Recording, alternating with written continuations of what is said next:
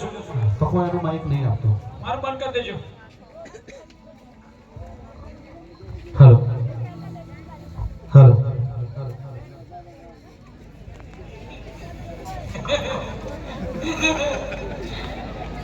જોજો live show ક્યાં જવાનું છે. હા એટલે મને કંપનીને એટલા માટે નહીં ઊભો રાખ્યો. પહેલા તો વડનગરનો વારસો અંતર્ગત ગુજરાત પ્રવાસન નિગમ લિમિટેડ દ્વારા આયોજિત એમ કહેવાય કે આ સિઝન 3 છે. હું 3 સિઝનમાં આવ્યો છું, કારણ કે મને 3 સિઝનમાં બોલાવવામાં આવ્યો છે અમારા બાપોદરા સાહેબ તરફથી. ખાસ એક પણ સિઝનમાં એમ કહેવાય મહિના પહેલાથી સાહેબ એમ નક્કી હોય કે ભાઈ 30મી તારીખ મામાની જે પુણ્યતિથિ છે એ દિવસે આપણે આ કાર્યક્રમ કરવાનો.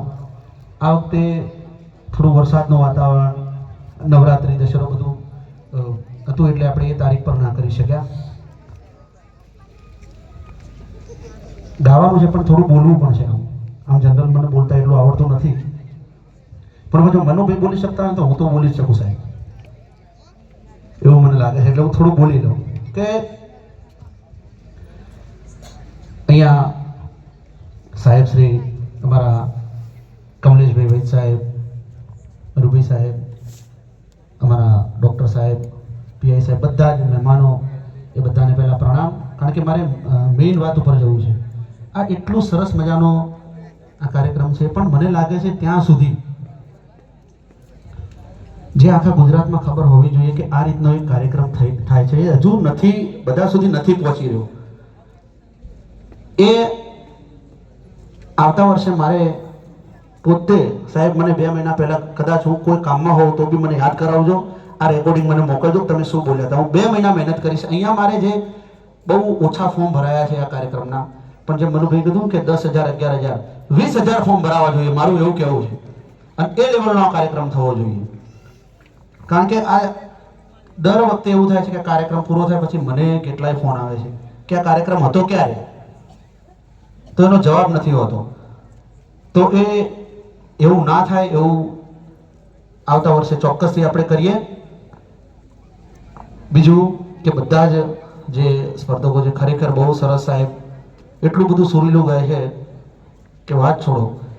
આમ સાંભળે જ જઈએ પણ આપણને સમયની મર્યાદા હોય છે, એટલે એ પણ આપણે ધ્યાનમાં રાખવાનું હોય છે. વડનગરની જનતા, આજુબાજુની જનતા જ્યારે અહીંયા આવી હોય આ કાર્યક્રમ નિહાળવા, ત્યારે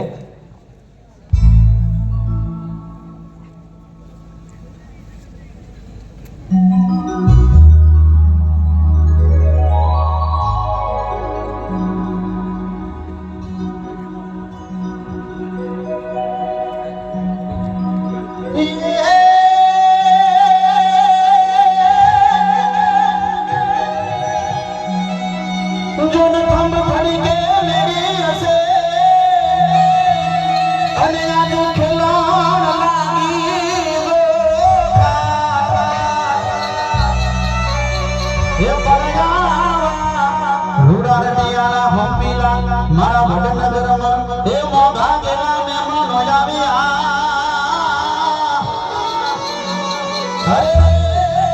અમે જોતા તમારી જોવા.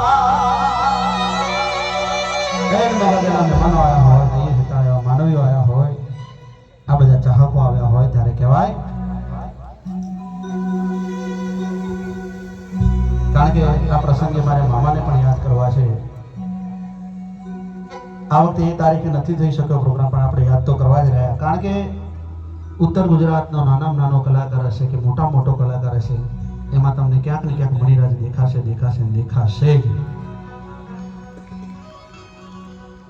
કારણ કે બહુ બધું મેળવ્યું છે કલાકારોએ, ઉત્તર ગુજરાતના કલાકારોએ ખાસ કરીને, કે ઘણું બધું શીખ્યા છે એમની જોડેથી.